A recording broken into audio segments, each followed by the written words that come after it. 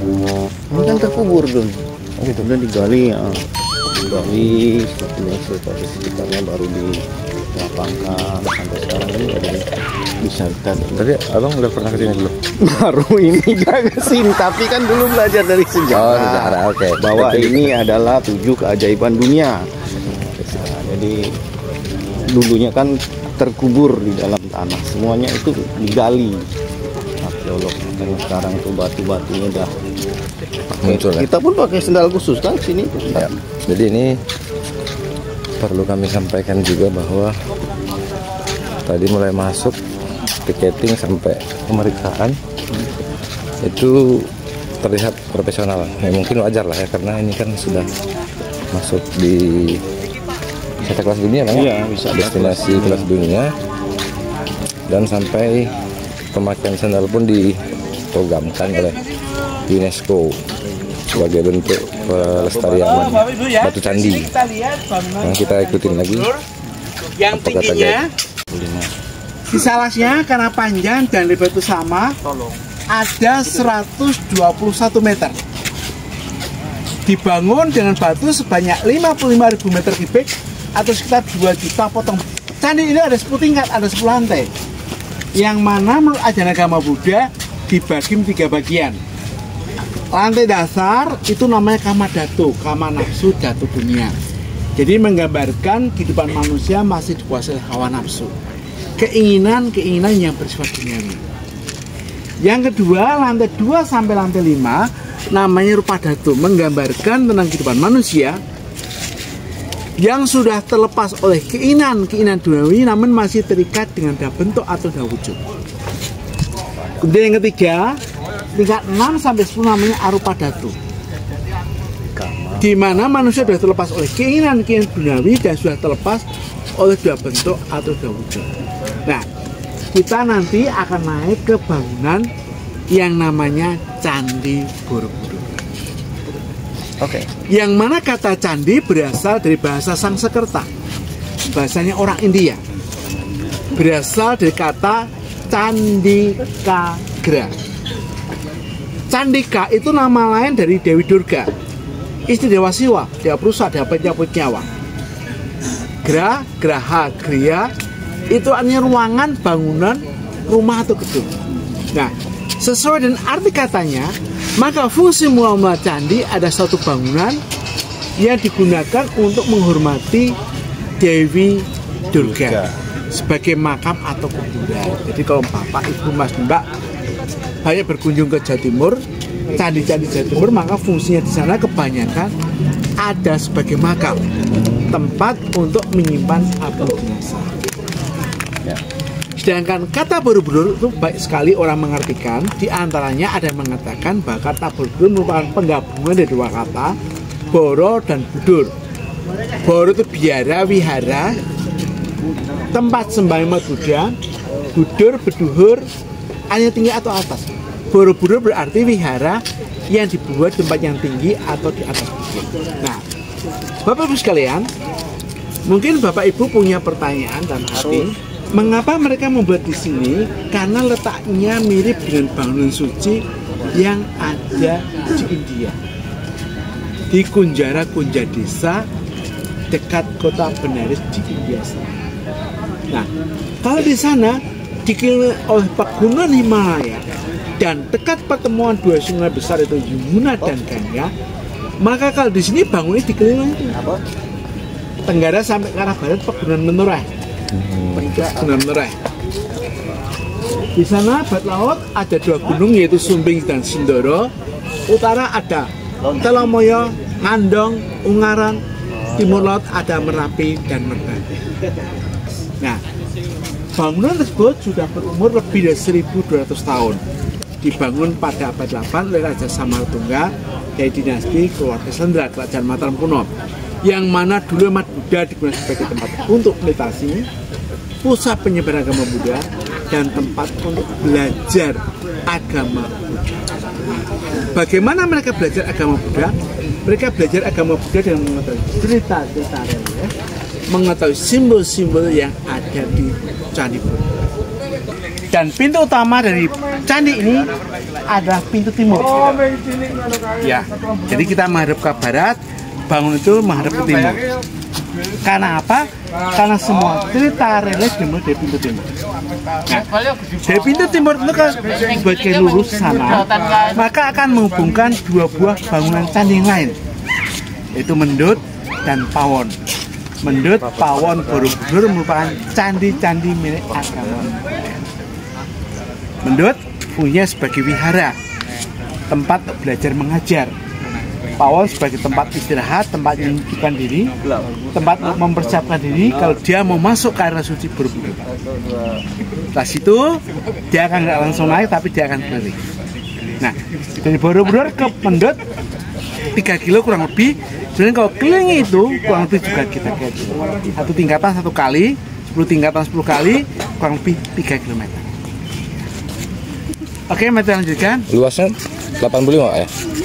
Luas ini 85 hektar tamannya ya. Ya. Candinya 121 kali 121, sekitar 1,4 hektar. Oke. Pohon bodi, pohon yang dihormati oleh umat Buddha.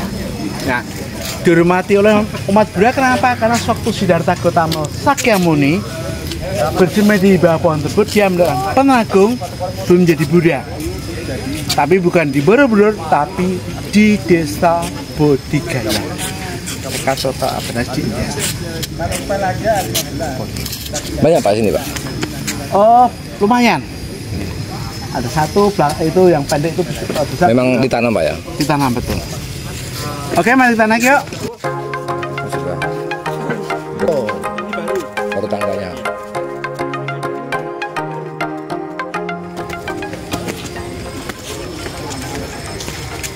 Karena ini dulu kanan kiri orang jualan, belum ada taman tuh, jualan. Orang naik ke sebelah sini, sewaktu dibuka masih orang jual makan, minuman, souvenir di sini. Sekarang nggak boleh lagi, nggak boleh karena ya, mengurangi kenyamanan bagi pengunjung. Banyak sekali bagian-bagian candi yang tidak sempurna. Ya, kita lihat patung Buddha, kepalanya hilang, tangannya juga hilang, atau kedua-duanya hilang, atau satu patung hilang, dan juga baik sekali pagarnya yang hilang. Nah, itu karena apa? Itu karena ada dicuri orang, diambil pemerintahan penjajahan Belanda maupun Jepang, ada rusak karena saya kena gempa bumi. Dan itu dibiarkan karena untuk menjaga keaslian bentuk.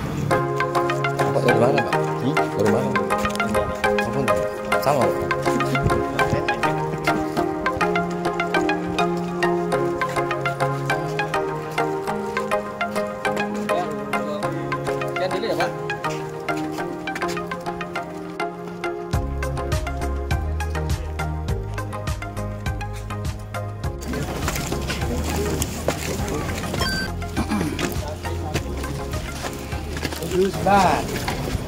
Bangunan ini supaya kelihatan indah dihiasi dengan yang pertama ada 1545 buah stupa.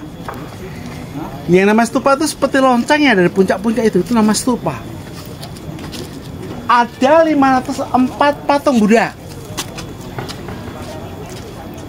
Tempat patung Buddha semedi itu namanya relung.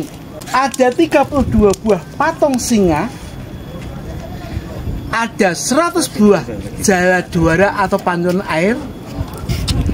Ada 1212 relief yang dekoratif dan 1460 bercerita yang ada agama Buddha dari hybrid dari Siddhartha Gautama.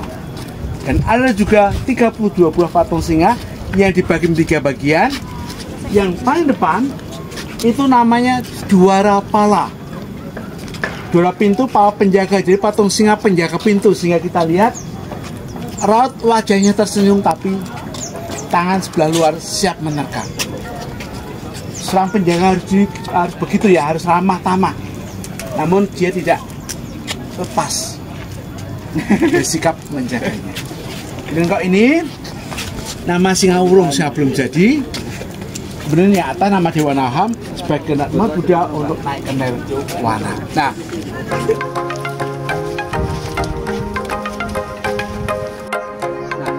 alternatifnya apa? Andong, ada perahu. Jadi kita berada di lantai yang kedua. Tapi kalau arsitektur ini lantai yang ketiga. Nah, di lantai ini ada 3 buah kumpulan cerita, ya. Di atas namanya Lalita Westara, menceritakan tentang riwayat hidup dari Siddhartha Gautama Sakyamuni, yaitu pendiri agama Buddha sekarang. Yang bawahnya Awadana, menceritakan kehidupan orang-orang Arab suci yang dikeramatkan dihormati umat Buddha. Dan ada Pada Bagar nama Jatakamala, menceritakan tentang kelahiran kembali Sang Buddha, reinkarnasi dari Sang Buddha. Di mana dalam ajaran agama Buddha Mahayana, umat Buddha dianjurkan untuk tidak makan daging, alias vegetarian. Khawatir yang dimakan adalah dagingnya Sang Bodhisattva, Sang Buddha. Nah, kalau kita mutar, kita harus lewat pintu barat, harus melewati 60 panerus, sekitar 30 menit. Kalau gitu kita langsung naik. Nah, di lantai ini ya, atau di Borobudur ini, selain kita belajar tentang agama Buddha Mahayana, sebenarnya dengan mengetahui review yang ada Borobudur, maka kita akan tahu bagaimanakah kehidupan masyarakat kita pada abad ke-8. Misalnya apa? Alat musik yang digunakan apa pada abad 8? Kita lihat, ya. Pada ini menggambarkan alat musiknya, ada kendang, ada seruling, ada kecapi, ada sitar. Ini seperti loncengnya di atas itu yang namanya stupa. Stupa. Dalam bahasa Sanskerta, stupa itu artinya gundukan tanah, tempat orang mengubur orang mati. Namun kalau kita lihat bentuk stupa seperti loncengnya dengan atas bunga teratai, itu ada sejarahnya. Di mana sewaktu Pangeran Siddhartha Gautama berusia 79 tahun, sudah hampir meninggal dunia, karena beliau meninggal dunia itu umur 80 tahun. Ada seorang muridnya bertanya kepada guru, bagaimanakah caranya sama guru jika guru meninggal dunia? Sang Buddha tidak menjawab, namun yang pertama kali memetik bunga lotus, bunga teratai. Yang kedua, beliau mengambil mangkoknya, diletakkan di atas bunga teratai dan putar balik. Yang ketiga, melepaskan jubahnya, dilipat dalam segi 4, diletakkan di atas mangkoknya. Dan yang atas itu tongkatnya Sang Buddha. Jadi stupa itu paling atas lambang tongkat, jubah, mangkok, bunga teratai. Kemudian Sang Buddha bersabda bahwa bentuk bangunan seperti inilah yang dinamakan stupa. Jika saya meninggal dunia, tong tubuh saya dikremasi, abu tong diambil kemudian disimpan dalam stupa. Jadi fungsi mula-mula stupa adalah sebagai tempat untuk menyimpan jenazah. Namun dalam perkembangan zaman digunakan sebagai lambang suci bagi umat Buddha dan sebagai museum tempat untuk menyimpan barang-barang peninggalan dari umat Buddha. Di mana di Borobudur ada 1545 stupa yang ada 3 macam. Sebuah stupa induk, 72 buah stupa penubang, dan 1472 stupa kecil yang ada di pagar pasar itu. Video khususnya saya mengatakan apa nih kata-kata.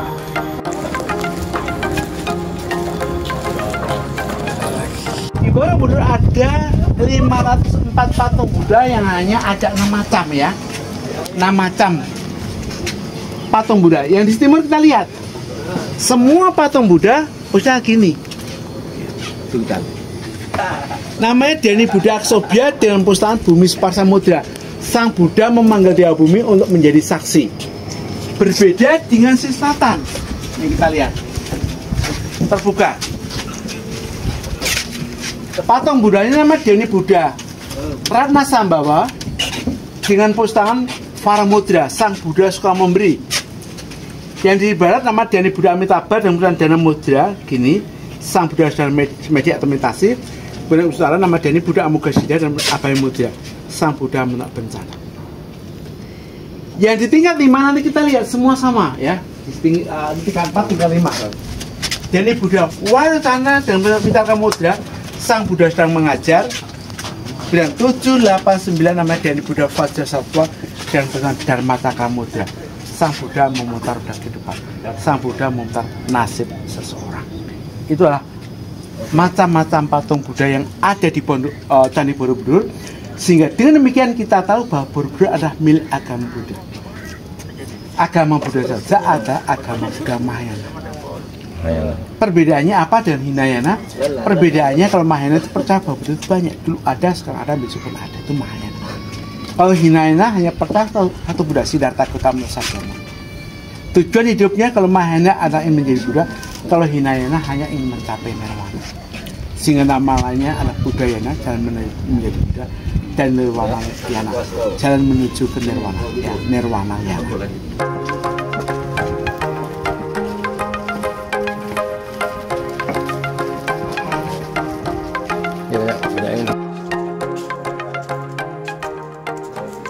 Nah, itu kita lihat itu perkenalan bener.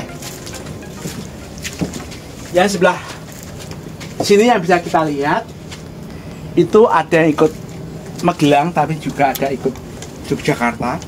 Namun sebelah sana ikut Kulon Progo, Yogyakarta. Nah, pegunungan ini kalau kita lihat bentuknya seperti orang tidur yang terlentang menghadap ke atas di sampingnya. Jadi kalau kita lihat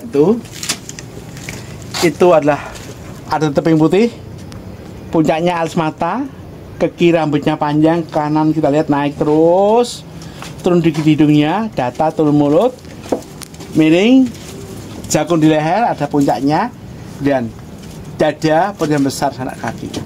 Konon cerita itu merupakan penjelmaan dari Gunadarma, sang desainer, sang perancang dari Candi Borobudur.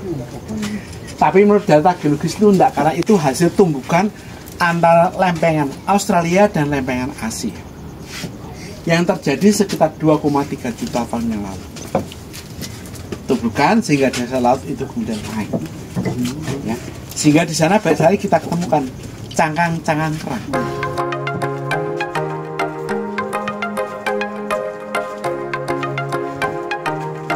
Ini ya, ini makhluk hidup yang namanya kinara-kinari, yaitu bagian berbentuk burung, atasnya berbentuk kinara-kinari, kinara laki-laki, kinara perempuan.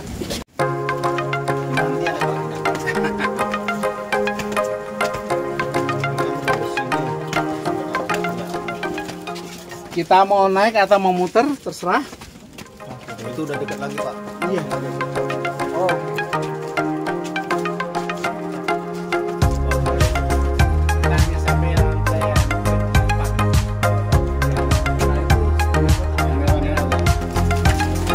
Let's go.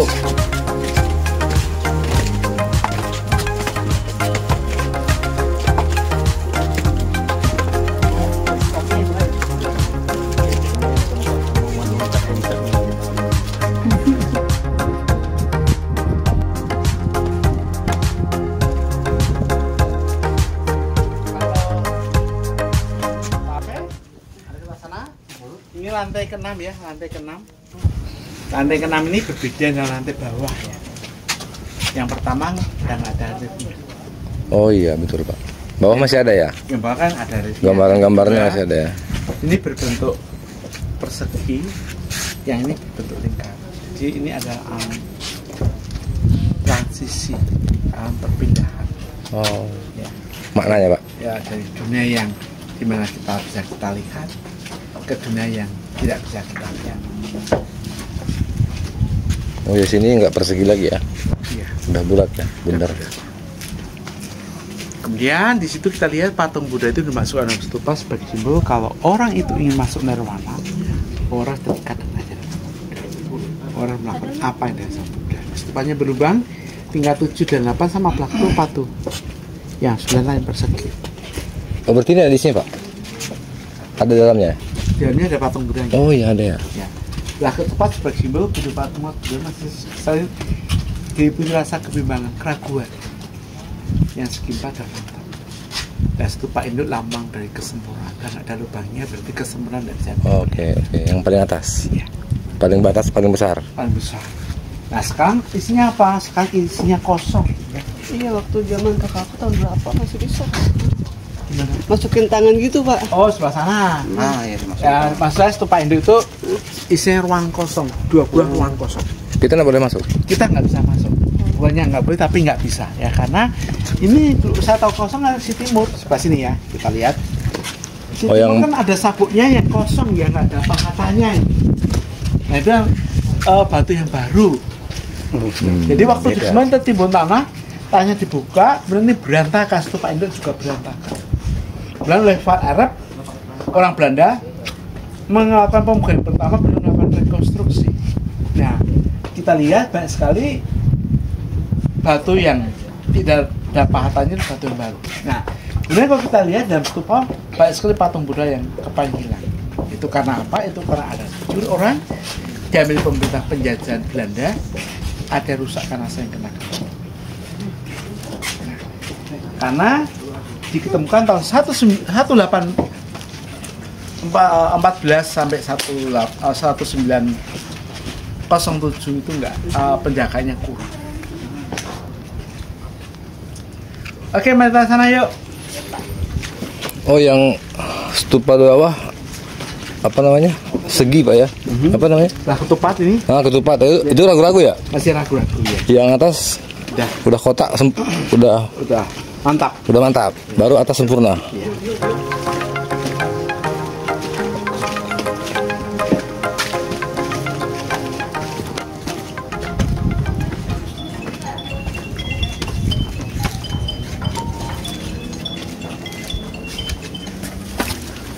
Halo Pak.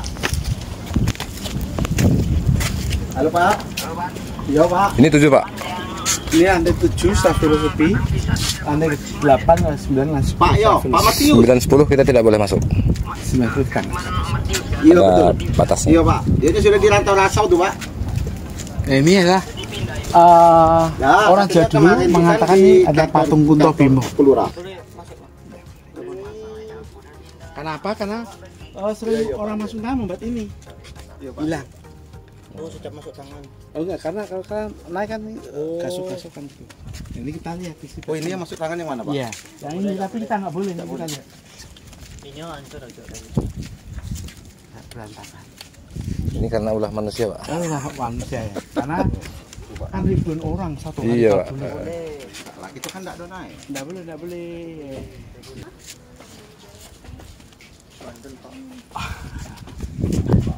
Oke, mantap sana ya. Kota Magelang, dari sini kelihatan tuh. Yang bola, yang ada gunung kecil itu Gunung Tidar di Kota Magelang. Orang Jawa bilang itu merupakan pakunya Pulau Jawa. Paku. Jadi, iya itu. Merupakan orang Jawa yang Kejawen itu merupakan pakunya Pulau Jawa. Jadi Pulau Jawa kok nggak ada Gunung Tidar, maka Pulau Jawa akan hanyut, tenggelam atau jatuh menurut pertanyaan. Berarti harus jaga tuh Pak gunungnya. Iya, maka jangan balikan dikasih tentara. Diharapkan orang yang dihasilkan dari akademi militer bisa menjadi pemersatu penguat bangsa. Menjaga paku itu tadi ya. Iya. Filosofi apa namanya? Nah, ini adalah stupa yang pernah dibom oleh teroris, Pak. 1, 2, 3 ini. Teroris. Teroris ya. Waktu dibom tidak hancur tapi pecah-pecah dan berantakan ini kita lihat.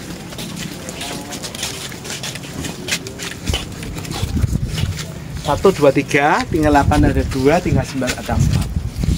Yang terkena. Yang terkena bom. Satu stupa, satu bom. Ya. Tidak menghancurkan tapi membuat pecah-pecah berantakan. Sudah dibikin ininya. Gantinya.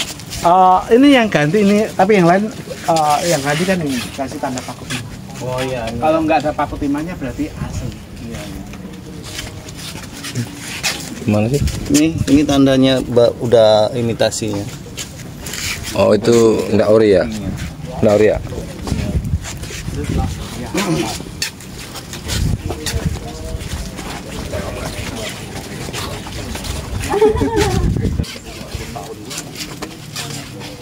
Belum gambarnya ini. Putih memanjang di sana. Di bawah pohon itu. Iya. Itu pulus tumbuh. Putuk setumbu. Foto itu artinya apa tuh Pak? itu tempat untuk melihat sunrise. Dulu sebelum ada wabah Covid, tiap pagi banyak sekali orang datang sana untuk melihat sunrise. Ya. Urus tumbuh. Kemudian ini ada putih, tengah hitam sedikit, itu gereja ayam. Gereja ayam ya. Kemudian bawahnya itu hotel pelataran.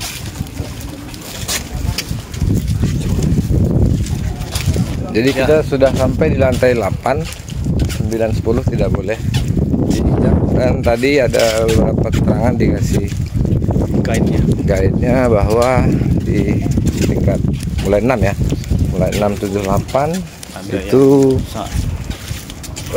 kawasannya tidak persegi lagi, sudah bulat. Artinya itu transisi antara kehidupan yang biasa dengan yang sudah sudah religius. Ini pintu sebelah mana, Pak? Barat. Ini barat. Masuk aja timur.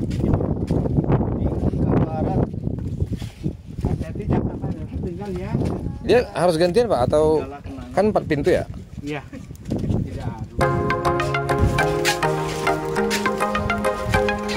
Ayo saya tangan dulu lah keluar.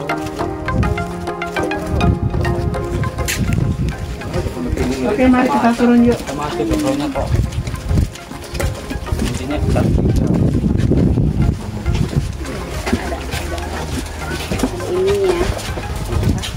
Jadi naiknya lewat timur, pulangnya barat. Masa orang gunung kalah? ini Kalah mental. ini besi nih. Batu. Ini yang pegangan Oh, udah dimodif hutan tular.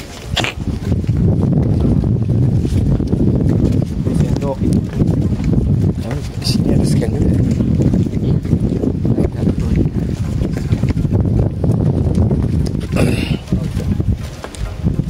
Itu tandanya apa, Pak? Apanya? Di scan. Oh ya, Pung. untuk mengetahui yang Durasi. berapa? Oh iya, untuk deteksi ya. Makasih, Pak. Udah. Udah.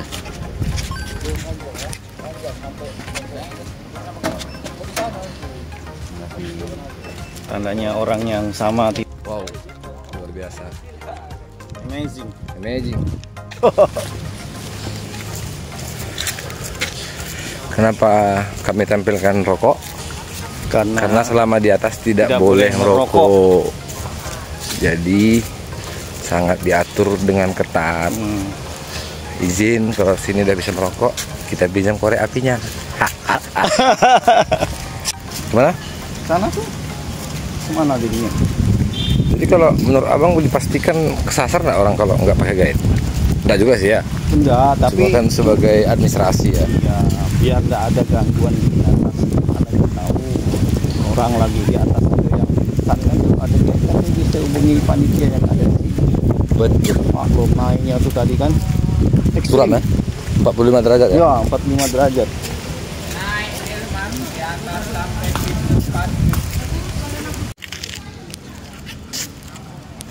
Rimbun dan Asri. Jalan pagi ke lapangan golf tuh, di sinilah kita balaskannya. Aman. Aman. Ringan kan badan saja? Ini lebih Agak beda kan? Ringan badan. tapi lapar ya? Aduh, bukan lagi. Ini lapar banget.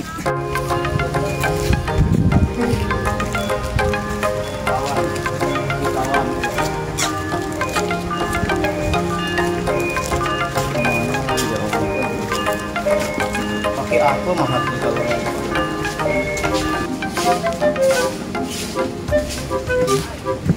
kalau itu udah keluar deh.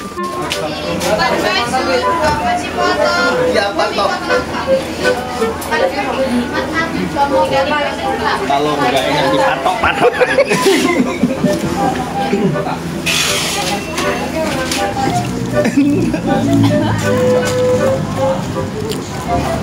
Coklat. Ternyata ada bakpia rasa coklat di bakpia 25 ini. Patok. Ya, patok Selawe. Harganya juga salah, bukan Selawe. Harganya 35.